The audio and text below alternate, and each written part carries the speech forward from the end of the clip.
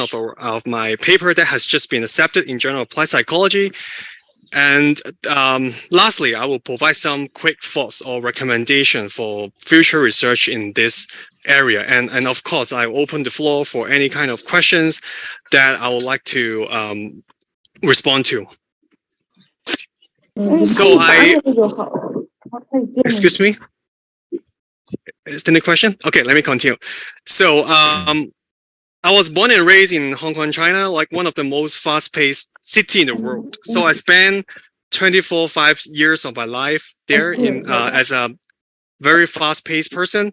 So probably I may speak very fast in the following. So please let me know or interrupt if I'm speaking too fast.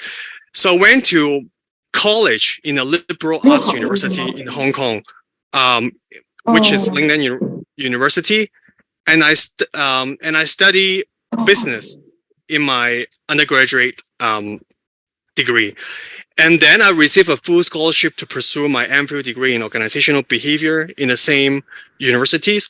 So I'm really thankful to my time then, because like at that time my advisor really pushed me to read very broadly on papers in across different literature. So basically over that 2 years of my study in Lingnan as an MPhil student, I had actually developed a lot of questions that seems to challenge the status quo of the literature, and I couldn't find any answer. So at that time when I was about to graduate, and given that I have a family situation, my father was ill, so I decided to actually, as an elder son, to take up the family responsibility to work in the industry. And also I really want to take this opportunity to see why there are so many unaddressed questions in our literature and try to verify them with my in-person experience. So that brought me to a few different industrial experience. So I was an athlete when I was in my college degree. So I was playing table tennis, and I represent my university. I was also playing in the professional league. In Guonei, it's Bingchao Liansai. In Hong Kong, it's more or less the same. It's the professional league. So I towards the end of my MPhil degree, I extended my contract with my sports brand to continue to play professionally for a little bit of time. And then I really had to retire from playing table tennis because I had a spine injury that my doctor really advised me to stop playing. So I decided to, at that time, to step out from my comfort zone to work in the industry. So I first joined a retail company as a retail manager. And then after 6 months, I was promoted to become the regional retail manager in Hong Kong. That was a really enlightening experience because I think I have talked to more than thousands of customers on a daily basis during my time there and observed so many interesting customer employee interactions that actually go contrary to our understanding in the OB literature and the psychology and our understanding of the phenomenon. So after 2 years, I feel like I've observed enough phenomenon in the retail industry. So for the second time, I decided to step out of my comfort zone and to apply for white collar jobs, the office type of jobs, people working in a professional kind of jobs. So thanks to my MPhil degree, I try to prove that I have some analytical skills. And there's a bank, French investment bank called BNP Paribas. They actually hired me as an analyst, and where I have ample opportunities to interact with AI software at that time. So that was back to 2016 or 17. But investment bank are really a cutting edge industry. They have already started using AI. That's where I have in-person experience of using AI.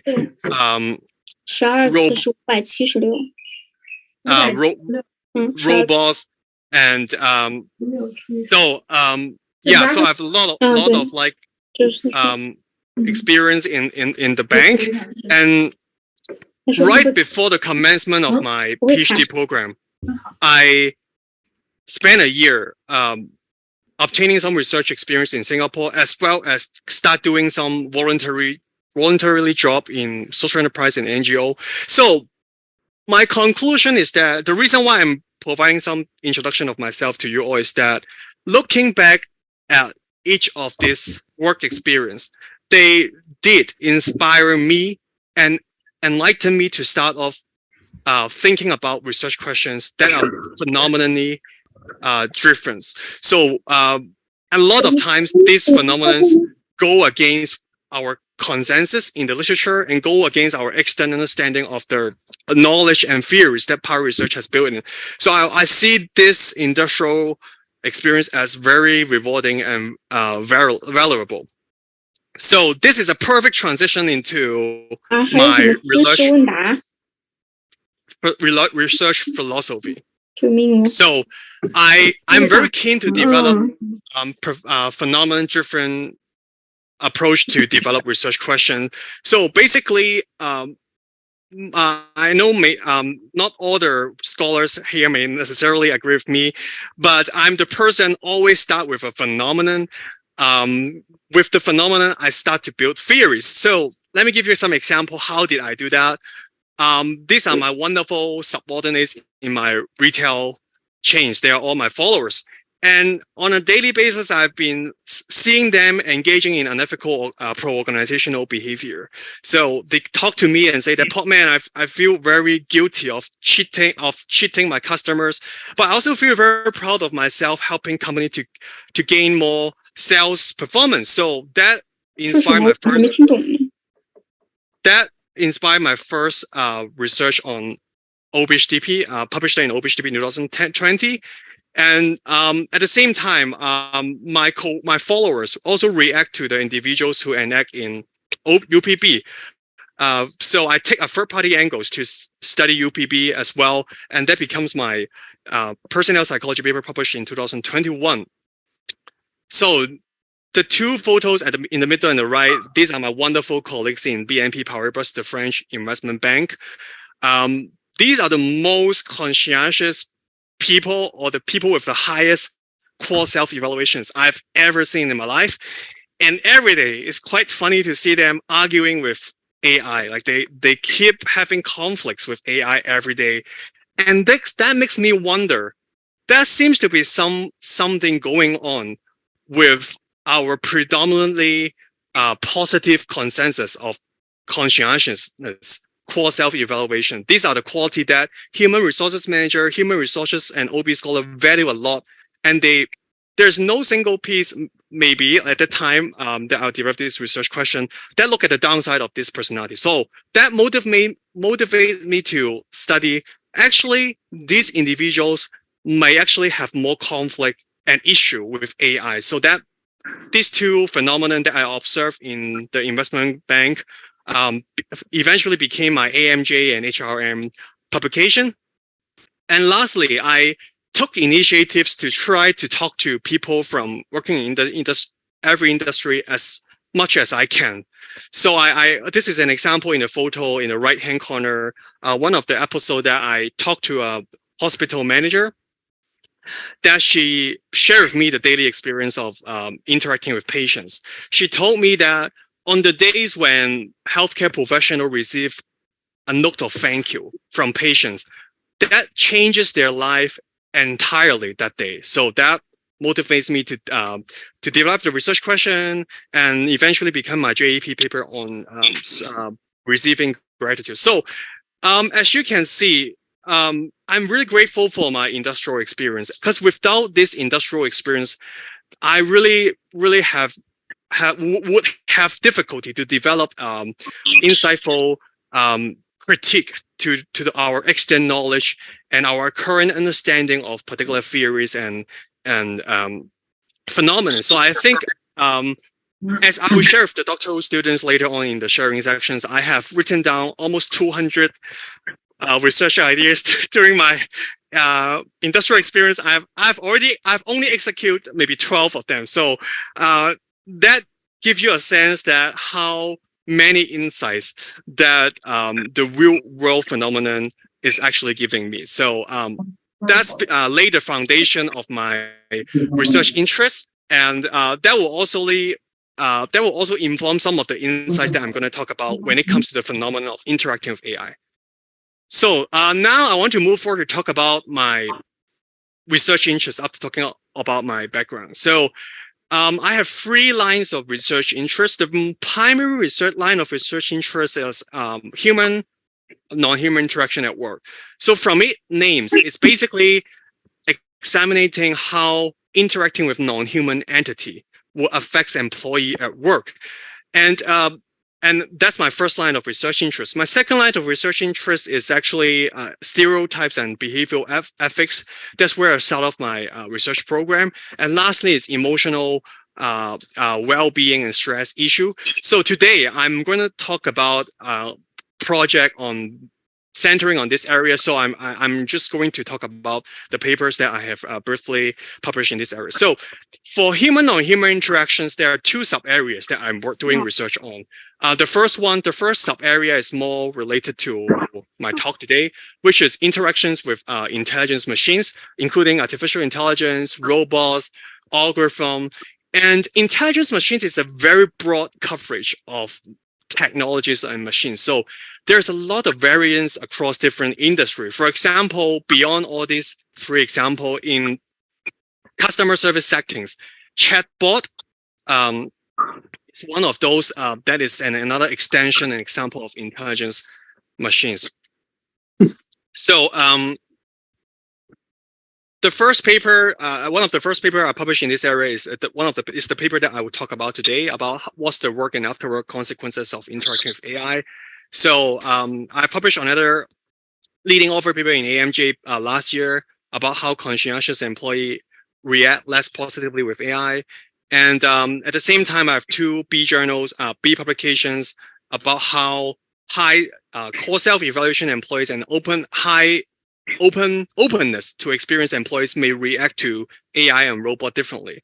And I have some related works with my colleagues on how robots will changes people job insecurity and customer satisfaction. So that's the primary sub-research area that I'm working on.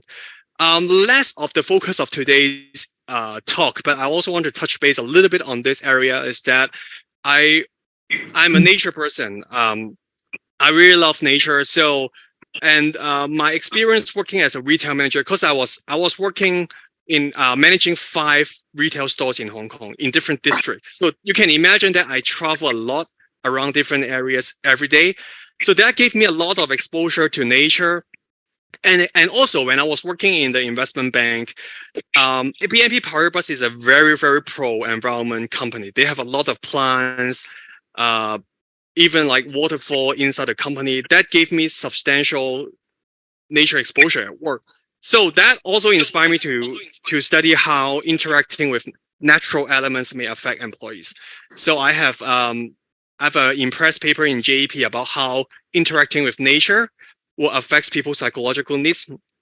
And I have another forthcoming paper in JOM, that Journal of Management, that study how interacting with nature may augment people's creativity. And one of my former advisor and me also published in Journal of Management recently on how after-work nature exposure may replenish people resources at work. And lastly, I have a paper with my colleagues on how interacting with animals at work makes people more pro-social towards other human coworkers. So a long introduction, but I feel like this introduction is necessary because that gives you a better understanding of why I'm interested in this research question and also how I started to develop a research idea. Because as you will see in the following, different from other research presentation, they will spend a lot of time talking about hypothesis development.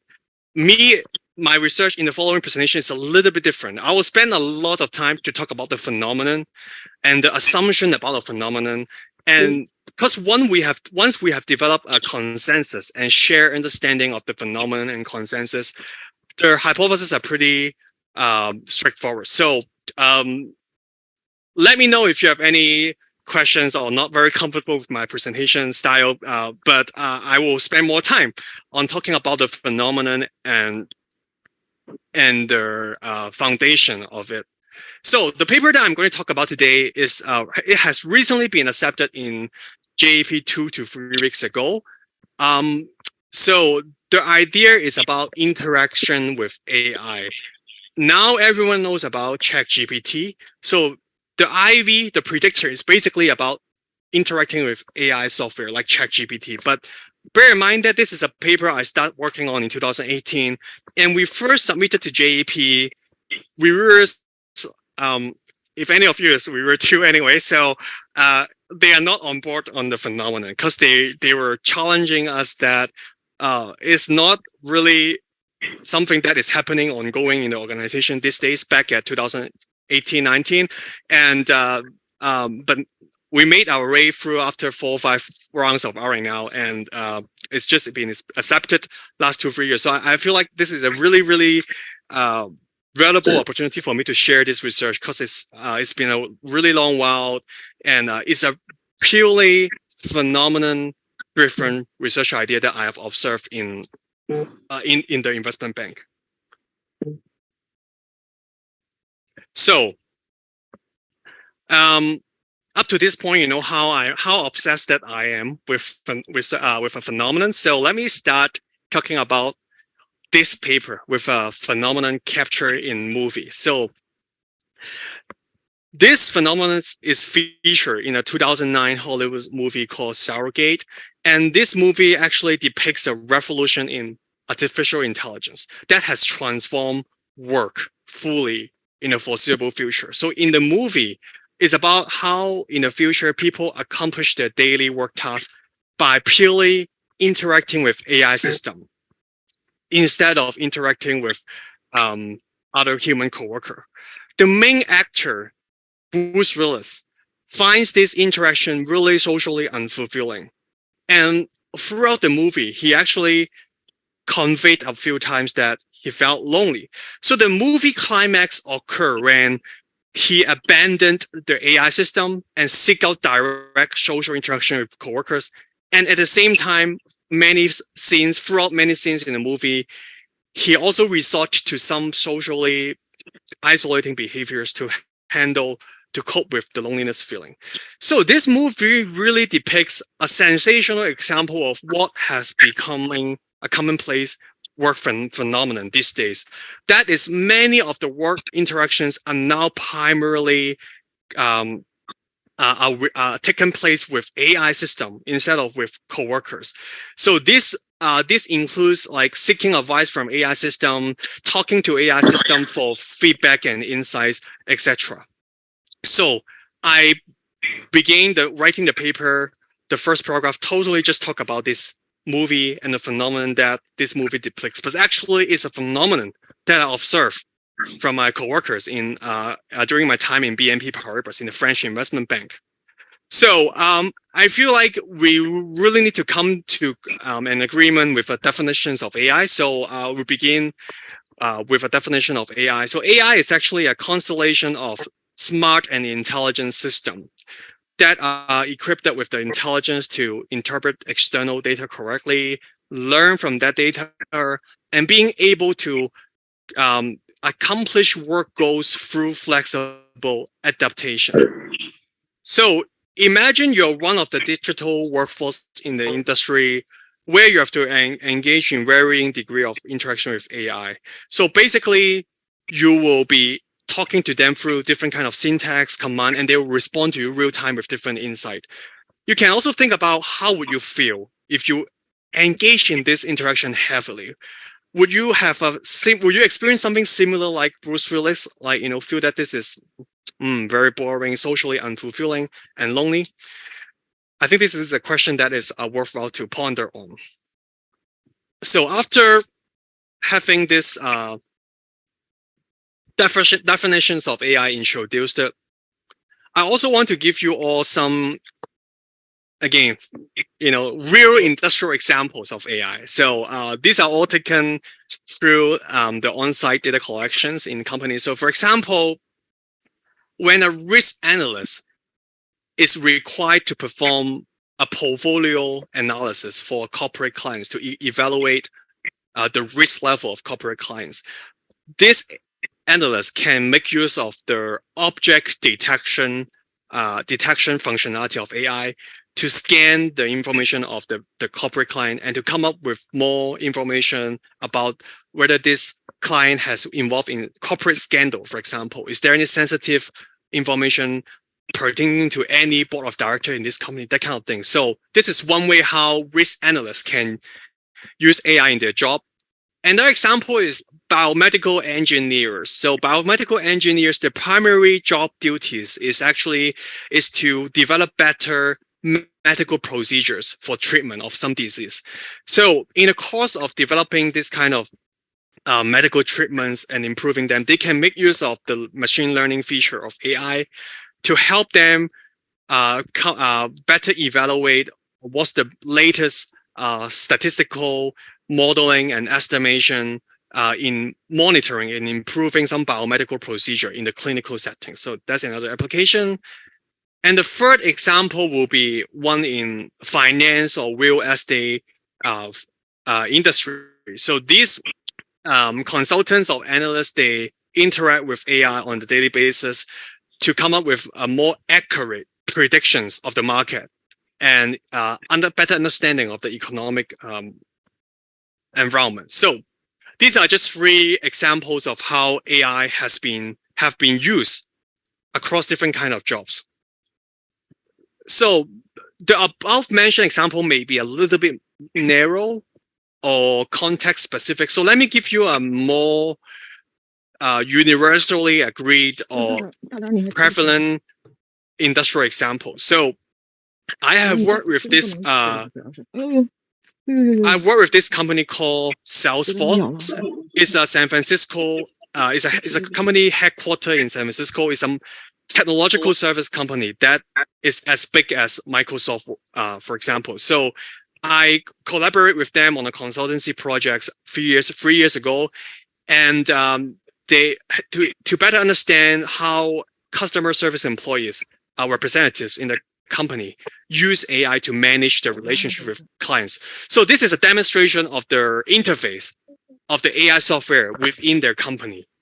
Basically, the AI can smartly gather all relevant information about a client to provide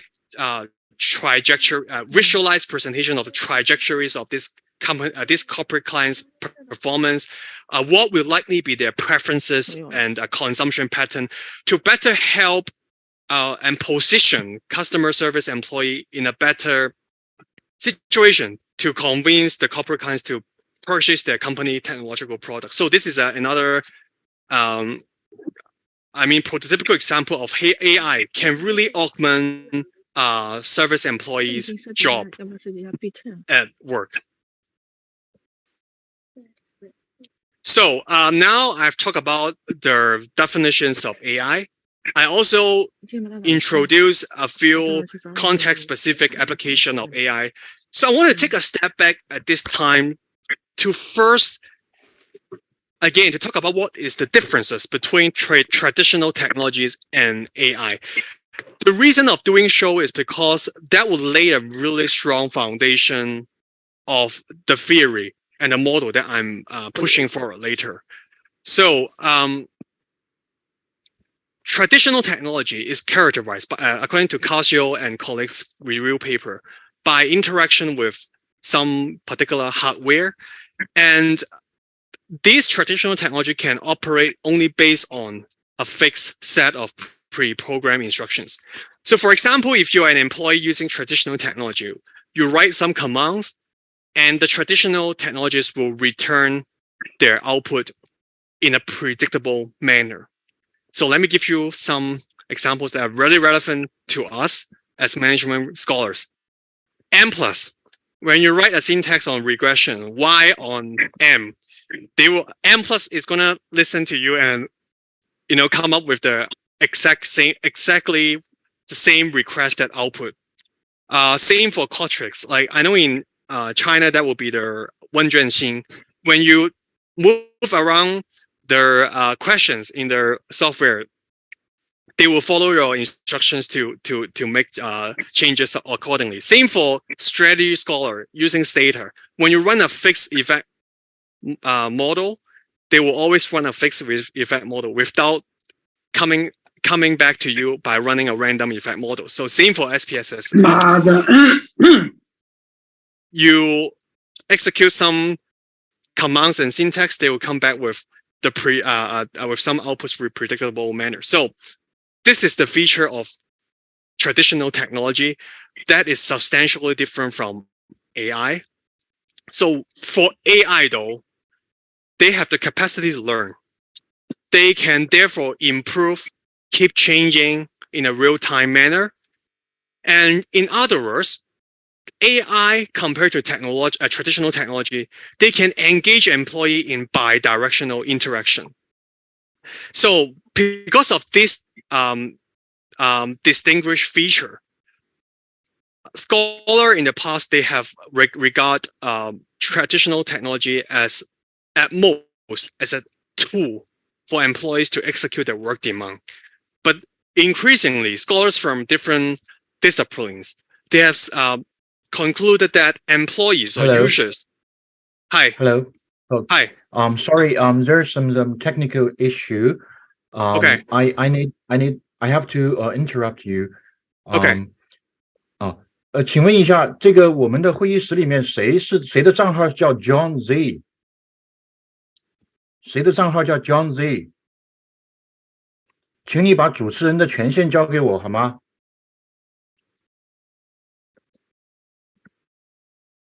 我们这个会议打开这个会议的时候，他把权限交给了一个叫 John Z 的人，我们现在没有主持的权限，没有办法给大家静音。所以两件事情，第一个是请大家在这个会议的这个过程当中，把自己的这个电脑静音。如果你没有发言的话，请你把你的电脑静音。第二个是这个 John Z 是谁？请你把主持人的权限交给我好吗？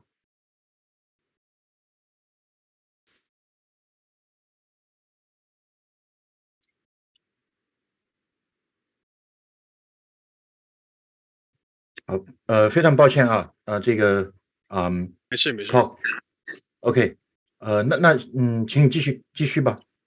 好，谢谢啊。没事。好，谢谢。 I'm very sorry about that. Oh no worries. So yeah, let me continue. So basically, based on this key differences comparing AI with traditional technologies, employees are increasingly seeing AI as a credible interaction partner. So this is a very important key assumptions to the phenomenon that I'm introducing later, because human beings over the course of evolution, they have developed a primitive social affiliation system. So our brains are biologically wired to register any kind of signal that resemble bi-directional social interactions. So once our brain detected that kind of signals, we spontaneously register that as social interaction. That would trigger our affiliation system to subconsciously search for organic and meaningful social feedback and exchange during the interaction. So based on my discussion of the feature of AI versus traditional technology is the one that really cannot activate that kind of a primitive affiliation system. But in contrast, AI, because of its bi-directional interactional feature, it is potentially likely to trigger and activate our primitive affiliation system. So this is a really, really important assumption that I want to make sure we're on the same page before I move forward. And now back to the phenomenon is that we are now increasingly interacting with and working alongside AI, and there is a chance that people may find this experience as socially unfulfilling and disengaging. 沟通能力是一般，对，让他具体做事的嘛，做事应该还可以吧，因为沟通也不用中山大学岭南学院的刘胜，你好。刘胜，中山大学岭南学院的刘胜，你好。对，因为这样，那个谁，那个赵子珍跟陈乐天不是也挺熟嘛，以前一个部门的嘛，应该也陈乐天也好刘胜管理嘛，你好。反正就给陈乐天打个下手啥的嘛。我这么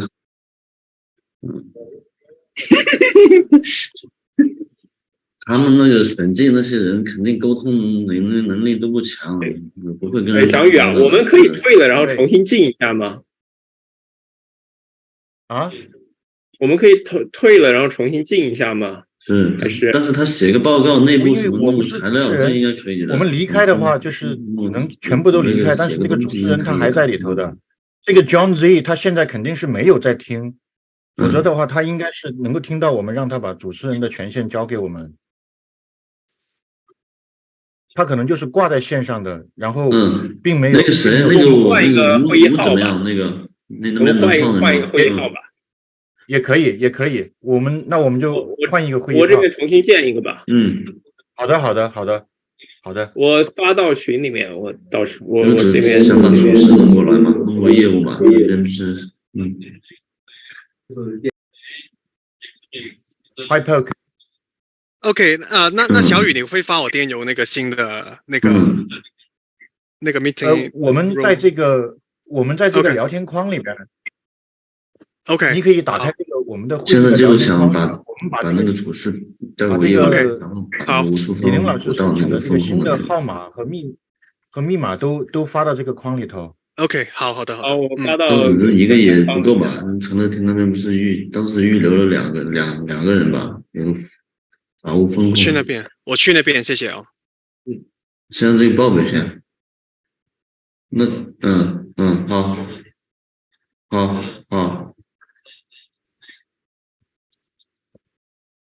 行，好。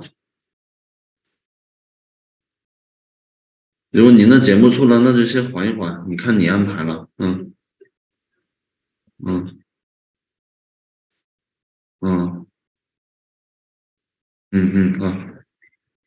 行，你跟他说也行，你看他问你意见，你也提个意见嘛，你说一下，他再找我，我也好跟他说嘛。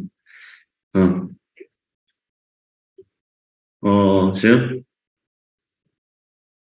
行，那你跟他说吧，你看他是你跟他说还是我跟他说都行。那行，好了，知道了，好了，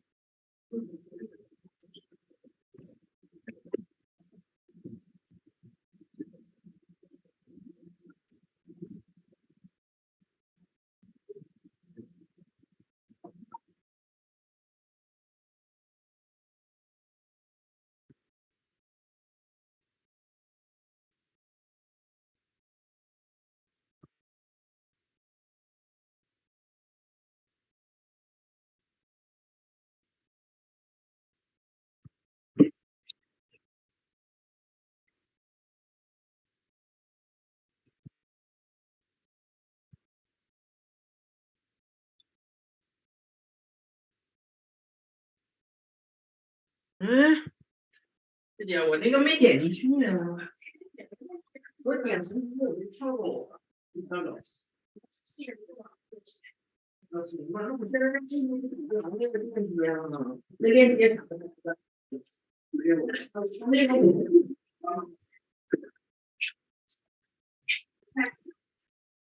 出来。